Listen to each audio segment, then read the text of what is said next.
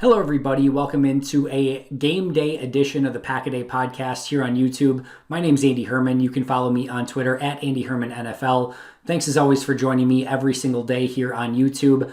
As always, it is game day, and on game day, I go over my 3 keys to victory for the Packers as they are set to face the Atlanta Falcons on Monday Night Football. And let's get right to it. My number 1 key to success, I'm not going to spend a ton of time going over because I went over it a ton yesterday, but there's no way around it. The number 1 key in this game is the injury report. And the reason that I say that, and maybe that's a little bit of a cop-out, but the reason that I say that, and I think it's so incredibly important in this game, is because this game could swing in so many different directions based upon who's healthy and who's not. Let's start with the Falcons, Julio Jones and Kelvin Ridley. If they're both healthy, and all of a sudden on Green Bay's side of things, on defense, Kenny Clark, Zadarius Smith, Rashawn Gary, Jair Alexander, who are all questionable in this game, if they're not able to go, imagine the advantage that Atlanta gets from having their full set of wide receivers healthy in this game, their offense kind of going on all cylinders, and Green Bay's defense missing some of their biggest players. Again, I don't want to spend a ton of time on this topic because I discussed it ad nauseum yesterday, but there is no two ways around this. With the important players for both the Falcons and the Packers that are questionable for this game, the game starts before the game begins because that injury report, who's active, who's inactive, how many snaps they're able to play, whether it's Corey Linsley, Devontae Adams, all the defensive players I just mentioned, Mercedes Lewis, there's just so many question marks going into this game that frankly, it's tough to break down the individual matchups and which ones are going to be most important because some of the most important players in this game, we don't know if they're going to play or not. But I digress. Let me go to my number 2 key to this game. And my number 2 key is hitting the Falcons' right side of their offensive line early and often. So the right tackle, Matt Gano, has been playing the last couple weeks. Caleb McGarry may play. We don't know exactly who's going to be taking the right tackle snaps, but whoever it is, that side, along with Chris Lindstrom, is their weak point of this Falcons offense. The rest of their offensive line is pretty solid. Their backs are good. Their receivers are great, especially if they're healthy. They've got Hayden Hurst at tight end, so they're set everywhere else. But that right side of the offensive line can really be a position that you can attack aggressively on defense. And even if Rashawn Gary and Zadarius Smith are out, which again, I'm expecting Zadarius is going to play, but whatever the case may be, they have to attack that spot, whether it's Preston Smith, whether it's Zadarius Smith, who's ever healthy, they have to win at that spot. Hopefully they have their full complement of weapons, including Kenny Clark and Rashawn Gary and so on and so forth. But no matter what, that has to be the point of contact that you are constantly, whether you're blitzing off of that edge, whether you're putting your best available player over there, it doesn't matter. They have to win that matchup because the Falcons are pretty stout along the rest of that offense. That's their one weak point, and I think Green Bay really has to address that and attack that early and often.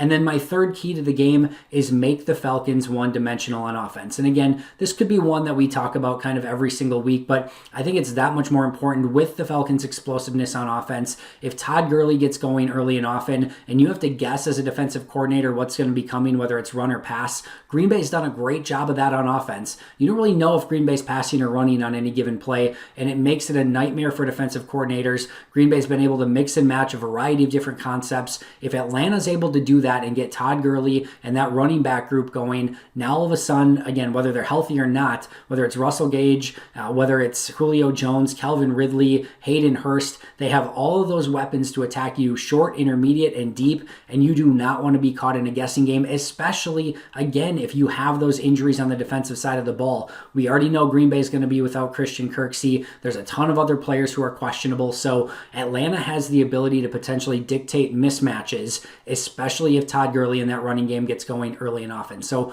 for me, those are the 3 keys to success. What happens in the injury report? Can Green Bay attack the right side of that Falcons offensive line? And then, of course, can you make Matt Ryan and that offense one-dimensional? And the reason that I really say that last one is, yes, that Falcons passing offense is what makes them so dangerous and explosive.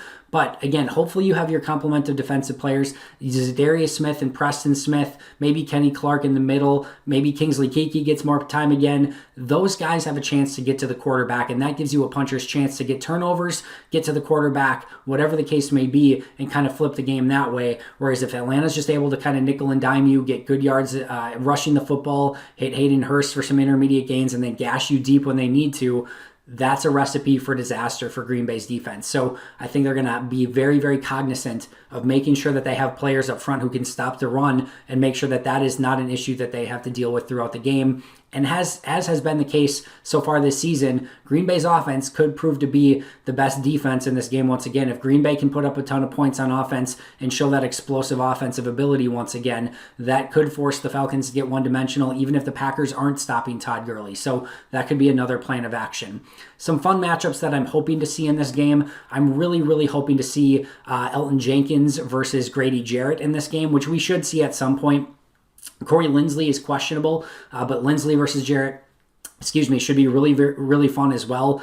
That's just strength versus strength. Grady Jarrett's one of the best defensive tackles in the NFL. If you haven't ever had a chance to watch his game specifically, make sure to do so a little bit on Monday night, because he is a very fun player. I guarantee you he's going to be flashing into the backfield on a couple different occasions, but at his power versus power, strength versus strength, and again, Elton Jenkins and Corey Linsley, if he's playing against Grady Jarrett, should be one of those really fun matchups. And then Jair Alexander, hoping really that he's going to play. And then again, it's Kelvin, Ridley, Julio Jones, and that wide receiver group. I'm hoping that both are playing to make it even, make it fun, because you just don't get to see matchups like especially Julio Jones versus Jair Alexander week in and week out. So being able to see those two players on the top of their games going one-on-one. Julio's obviously the bigger, more physical receiver, and I'm undoubtedly going to see Kevin King a bunch on Julio Jones as well. But I just can't wait to see those cornerback on wide receiver matchups if everyone's healthy in this game.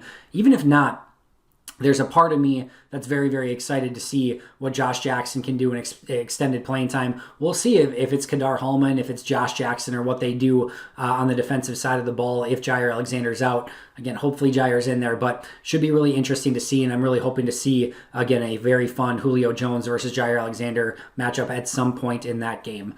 That does it for me. Those are my keys to the game. That's kind of what I'm watching for in this game. As far as a prediction goes, I think this is going to be a very fun and exciting game. Not too different from Saints-Packers, just from a week ago on Sunday Night Football. I think there's going to be lots of points. I think Green Bay is still going to be very aggressive on offense, whether they have Devontae Adams or not. We know they're not going to have Allen Lazard, but they've been able to basically rotate in anyone that they've wanted to and have success with what Matt LaFleur has been doing on offense. So really excited for this game. I think it's going to be a ton of fun. Make sure to enjoy it. I'm going to go with Packers 33-30 with a late field goal by Mason Crosby, putting them on top and coming away with a win and going into 4-0 with a bye week, hopefully being able to get healthy and go into Tampa Bay.